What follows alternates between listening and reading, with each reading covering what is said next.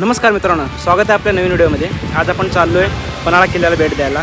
छत्रपती शिवाजी महाराजांच्या पदस्पर्शाने पावन झालेला किल्ला पन्हाळा पाहायला पण आज आलो आहे। आता मी सध्या आहे कोल्हापूर पन्हाळा हायवेवर। समोर अजून पन्हाळा मला 3 ते 4 किलोमीटर आहे।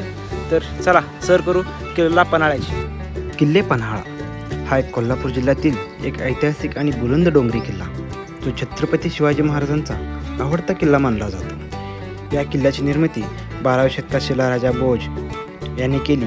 त्यानंतर यादव, बहमनी, आदिलशाही आणि नंतर शिवाजी महाराजांच्या ताब्यात आला। हा किल्ला समुद्रसपाटीपासून 3127 फूट उंचावर आहे।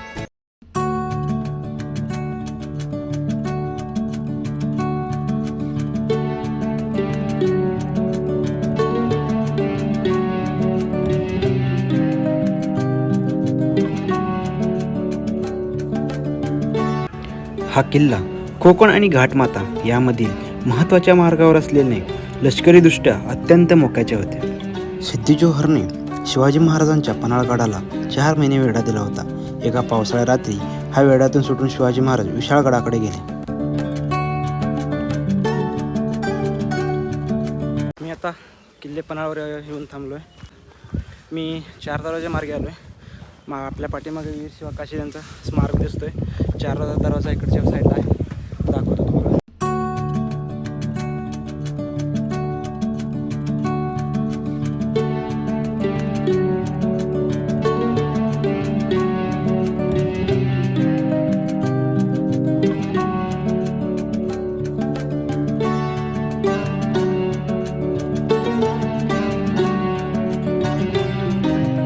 चार दरवाजा म्हणजे या गडाला जो एंट्री आहे तो 4 दरवाज्यातून होतो। पहिला दरवाजा जो आहे तो खाली इकडे दिसतो आपण, तो भग्न अवस्थेत आहे। हा आहे दुसरा दरवाजा, तिकडच्या बाजूला तिसरा आणि चौथा 2 दरवाजे। पण जो रोड आहे ना, हा दरवाजा पाडून तिथं रोड बांधलं आहे। डायरेक्ट गडावर येण्यासाठी इंग्रजांच्या काळात ते बुरुज पाडून तिथं डांबरीकरण करून रोड बनवण्यात आले। मित्रांनो, हा दरवाजा जो आहे सध्या भग्न अवस्थेत आढळतो आपल्याला, कारण याची खूप पडझड झाली। त्याला साधोबाचं तळ असं पण म्हणतात। पुढं आहे ते साधोबाचं दर्गा।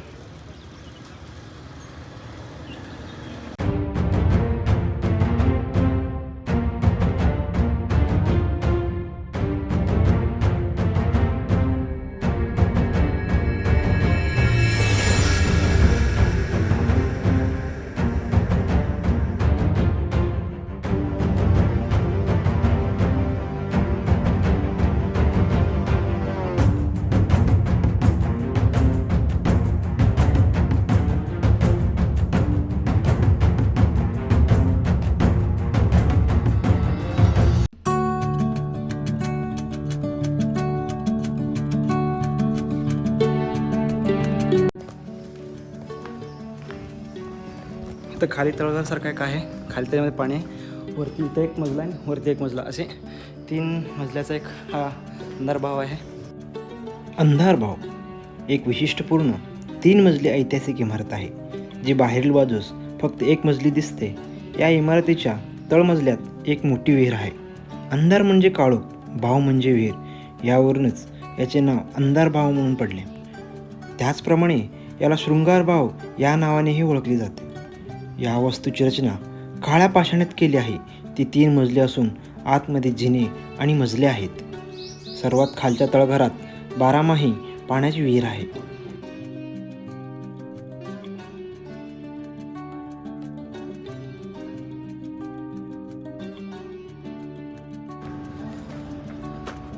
कोणी वरती जाऊ नये म्हणून दरवाजा लॉक लावलेले। पुढे खाली दिसतोय पन्हाळा शहर, आणि आपल्याला समोर दिसतो तो 3 दरवाजा।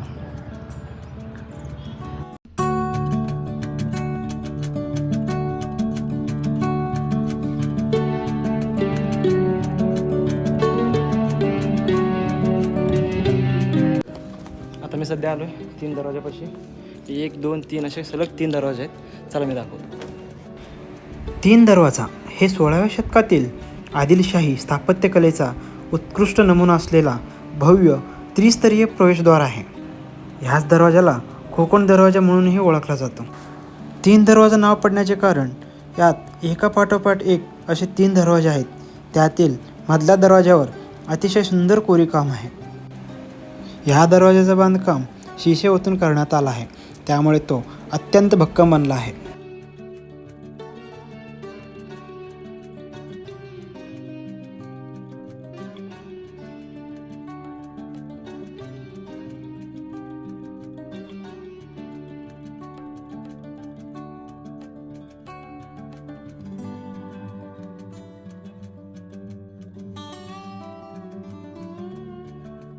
आता आम्ही ह्या बुरुजाच्या वरती म्हणजे 3 दरवाजे वरती आलो आहे.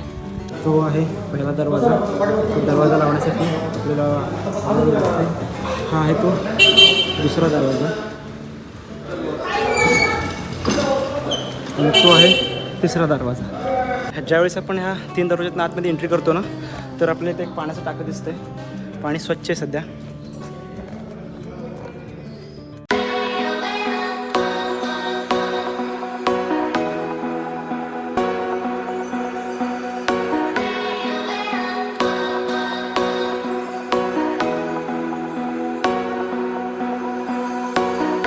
आता मी आलो आहे अंबारखान्याजवळ. गाडी इथे मागे पार्किंग केलं आहे.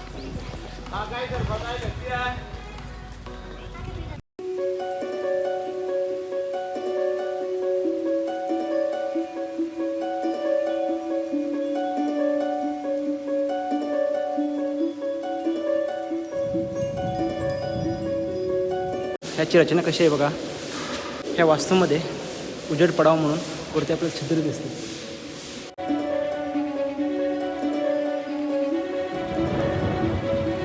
या गडावर ना एकूण 3 मोठे धान्य कोठार आहेत.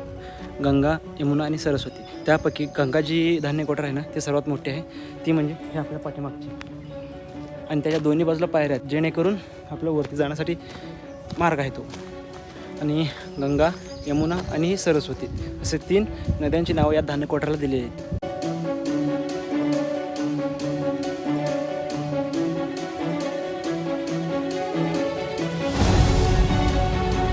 धान्य कोठार पाहून आपण आता आलो आहे सज्जा कोटीकडे. समोर दिसतो ते सज्जा कोटी.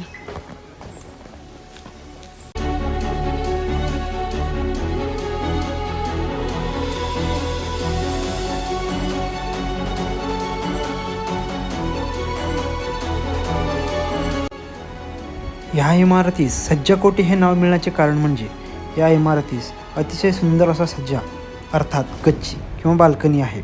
या सज्जातून पन्हाळा किल्ल्याची असमंतातील विस्तीर्ण प्रदेश दिसून येतो. सज्जाकोटी दुमजली असल्याने वरील मजल्यावर जाण्यासाठी एका जिन्यातून आपल्याला वर जावे लागते व हा जिना अतिशय चिंचोळा आहे. सज्जाकोटीची ही गच्ची केवळ सौंदर्यच नव्हे तर लष्करी दृष्टिकोनातून महत्त्वाची होती. या सज्जातून किल्ल्याचा आजूबाजूचा परिसर निरीक्षण करता येत असे, त्यामुळे शत्रूच्या हालचालीवर लक्ष ठेवणे सोपे होत असे. सज्जाकोटीचे वैशिष्ट्य ती लष्करी रणनीतीचा एक भाग होती.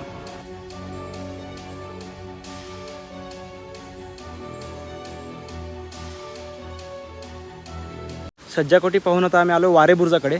पाठीमागे जो रस्ता जातो तो वारे बुर्जाकडे जातो आहे. इथं आहे तो सनराईज पॉईंट. इथून आम्ही सरळ इथंपर्यंत गाडी आली. इथून पुढं गाडी जात नाही, जाते पण रिस्क नको म्हणून चालत चाललं.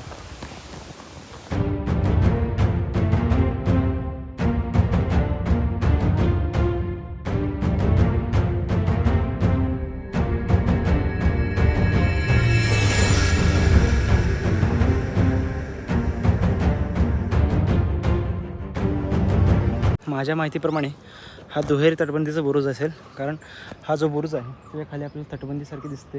दुहेरी बुरुज म्हणायला काय पण हरकत नाही. आणि वरनं जे पावसाळ्यात वर जे पाणी पडतो, माझ्या माहितीप्रमाणे हाच तो पाणी निघण्याचा मार्ग असेल. नाहीतर किल्ल्यांच्या तोफा फिरवण्यासाठी, कारण इथे एक आपल्याला मध्ये खोच दिसतं आणि बरोबर हे असं हे राऊंड आहे, पण तिकडं चौकोन आहे. मग असं तोफ तर चाक असले तर गोल फिरवला, असं चौकोन तेवढंही तो फिरणार आहे. माझ्या माहिती पण मी दोन्ही बी तर्क लावू शकतो. एक तर हा तोफा फिरवण्याची जागा असेल, नाहीतर पाणी जाण्याचा मार्ग. मित्रांनो, मी मगाशी सांगितल्याप्रमाणे वारेपुरजावर पाणी जाण्याचा मार्ग मी दाखवतो तुम्हाला. हे दिसतं तर पाणी जाण्याचा मार्ग. आणि अजून एक तुम्हाला एक गोष्ट दाखवायची आहे, ती हे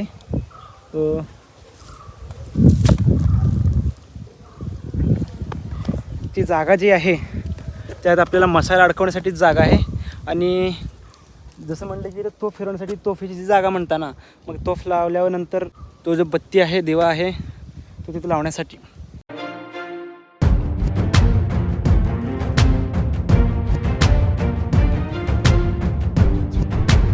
मी आता सध्या आहे दुतोंडी बुरुजाजवळ. वरी जातो. ह्याच्या पुढं आहे दौलत बुरुज. इथनं सरळ गेलो तर दौलत बुरुज लागतो. समोर आहे तो दुतोंडी बुरुज.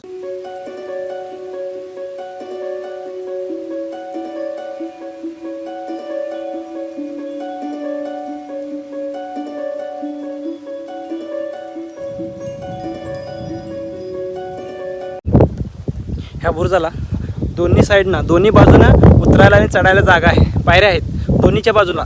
इकडं पण पायऱ्या आहेत, तिकडच्या साईडला पण पायऱ्या आहेत.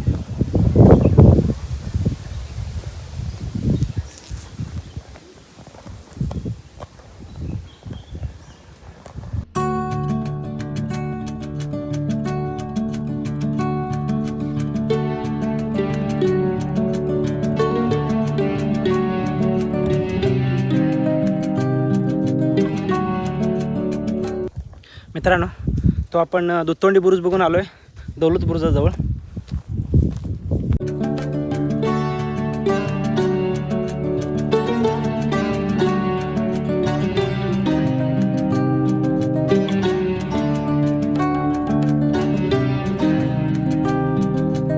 मित्रांनो, तो आपला दौलत बुरुज आणि तो दुतोंडी बुरुज दोन्ही बुरुज पाहणं झालेलं आहे. आता आपण इथे स्ट्रेट जाऊ पुसाटी बुरुजाकडे. इथून पुसाटी बुरुज अर्धा किलोमीटर आहे. त्या गेटमधनं गाड्या आतमध्ये सोडत नाहीत. सो मी आता चालत चाललो आहे. 650 मीटर आहे. अर्धा किलोमीटरपेक्षा पण थोडी जास्तच आहे. आपण ते चालत जाऊन कव्हर करू.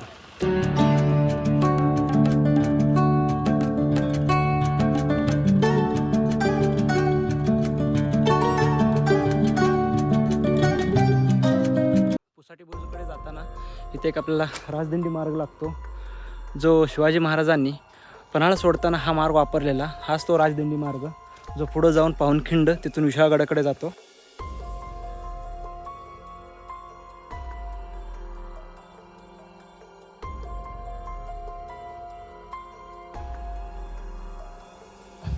जो पावनखिंडाचा तेजमय संघर्ष स्टार्ट होतो, सुरुवात होतो, तो ह्याच ठिकाणापासून जो राजदिंडी मार्ग खाली जातो. तिथे आपल्याला काही वाड्यांचे अवशेष वगैरे दिसत आहेत.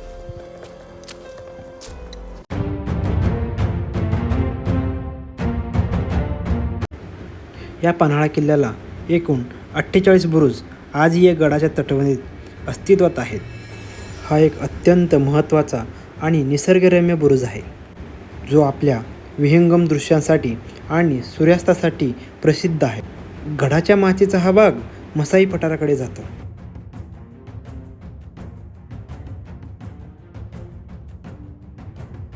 हा जो आहे तो पुसाटी बुरुज.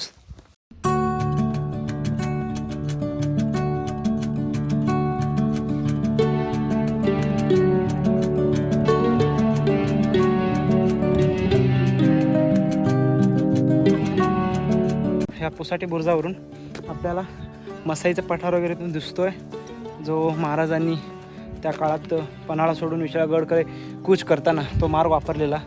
त्यालाच आपण राजदिंडी मार्ग पण म्हणतोच.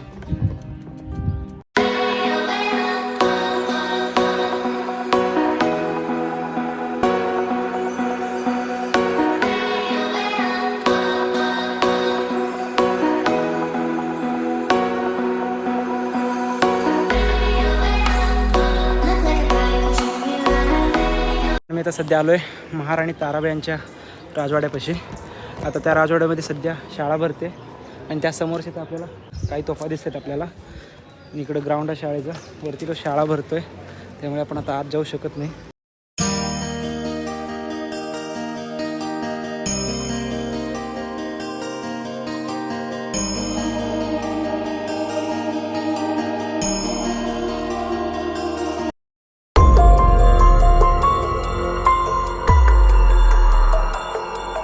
आता मी आलो आहे नायकिणीच्या सज्जाजवळ, जो नायकिणी सज्जा म्हणून ओळखला जातो.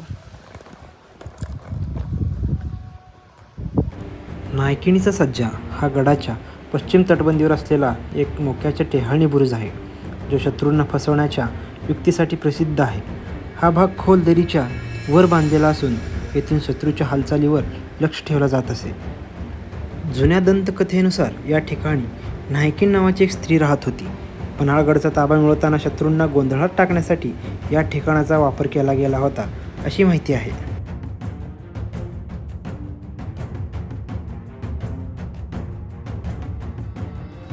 हा जो नायकिनी सज्जा आहे ना, असं म्हणलं जातं की हा 3 मजलीचा होता, पण आत्ता तर सध्या ही 2च मजली आपल्याला दिसते. वरचा मजला पडलेला आहे.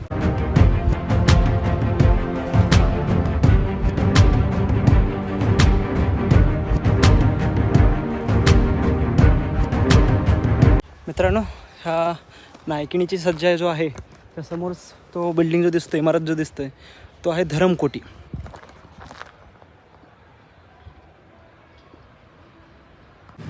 मित्रांनो, आपली गडफेरी पूर्ण झालेली आहे. आपण परत एकदा फिरून त्याच ठिकाणी आलो आहे ज्या ठिकाणी आपण सुरुवात केली होती, वीर शिवा काशीद यांच्या पुतळ्याजवळ, मूर्तीजवळ. आपला व्हिडिओ संपवण्याचा वेळ आलेली आहे. व्हिडिओ कसा वाटला हे प्रतिक्रिया तुमची कमेंट करून कळवा. चॅनलवर नवीन असाल तर सबस्क्राईब करा, व्हिडिओ लाईक करा, शेअर करा, कमेंट करा. धन्यवाद. जय शिवराय, जय महाराष्ट्र.